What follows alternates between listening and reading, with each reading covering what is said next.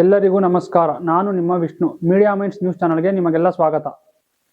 ಭಾರತ ಮತ್ತು ಯುರೋಪಿಯನ್ ಒಕ್ಕೂಟವು ಒಂದು ಮಹತ್ವದ ಒಪ್ಪಂದವನ್ನು ಅಂತಿಮಗೊಳಿಸಿದೆ ಎಂದು ಪ್ರಧಾನಿ ಮೋದಿ ಜನವರಿ 27ರಂದು ಹೇಳಿದ್ದಾರೆ. ಎರಡೂ ಕಡೆಯವರು ಅಮೆರಿಕದ ಚಂಚಲ ಸಂಬಂಧಗಳನ್ನು ತಡೆಯಲು ಪ್ರಯತ್ನಿಸುತ್ತಿದ್ದಾರೆ.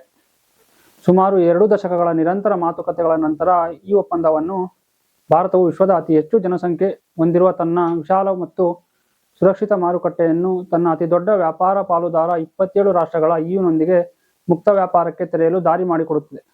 ಪ್ರಪಂಚದಾದ್ಯಂತ ಜನರು ಇದನ್ನು ಎಲ್ಲಾ ಒಪ್ಪಂದಗಳ ತಾಯಿ ಎಂದು ಹೇಳುತ್ತಿದ್ದಾರೆ. ಈ ಒಪ್ಪಂದ ಭಾರತದ 140 ಕೋಟಿ ಮತ್ತು ಯುರೋಪಿನ ಲಕ್ಷಾಂತರ ಜನರಿಗೆ ಪ್ರಮುಖ ಅವಕಾಶಗಳನ್ನು ತರುತ್ತದೆ ಎಂದು ಪ್ರಧಾನಿ ಮೋದಿ ಹೇಳಿದ್ದಾರೆ.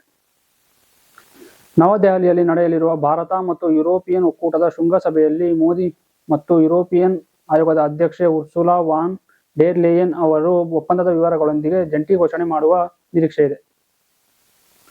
ಕಳೆದ ವರ್ಷ ಇಂಡೋನೇಷ್ಯಾ, ಮೆಕ್ಸಿಕೋ ಮತ್ತು ಸ್ವಿಟ್ಜರ್ಲ್ಯಾಂಡ್ನೊಂದಿಗೆ ಒಪ್ಪಂದ ಮಾಡಿಕೊಂಡ ನಂತರ ದಕ್ಷಿಣ ಅಮೆರಿಕದ ಬ್ಲಾಕ್ ಮಾರ್ಕೋಸೂರ್ ಜೊತೆ ಒಂದು ಪ್ರಮುಖ ಒಪ್ಪಂದಕ್ಕೆ ಸಹಿ ಹಾಕಿದ ಕೆಲವು ದಿನಗಳ ನಂತರ ಈ ಒಪ್ಪಂದ ಬಂದಿದೆ.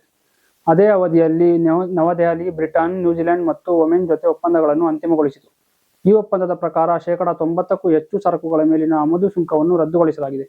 ಇದರಿಂದ ಭಾರತದ ರಫ್ತುದಾರರಿಗೆ ಯುರೋಪಿನ 99% ಮಾರುಕಟ್ಟೆಗೆ ಮುಕ್ತ ಪ್ರವೇಶ ಸಿಗಲಿದೆ. ಈ ಒಪ್ಪಂದದಿಂದ ಐರೋಪ್ಯ ವಸ್ತುಗಳ ಬೆಲೆ ಇಳಿಕೆಯಾಗಿ ಯುರೋಪಿನಿಂದ ಬರುವ ಐಷಾರಾಮಿ ಕಾರುಗಳ ಸುಂಕ 110ರಿಂದ 10ಕ್ಕೆ ಮತ್ತು ವೈನ್ ಮೇಲಿನ ಸುಂಕ 150ರಿಂದ 20ಕ್ಕೆ ಇಳಿಕೆಯಾಗಿದೆ.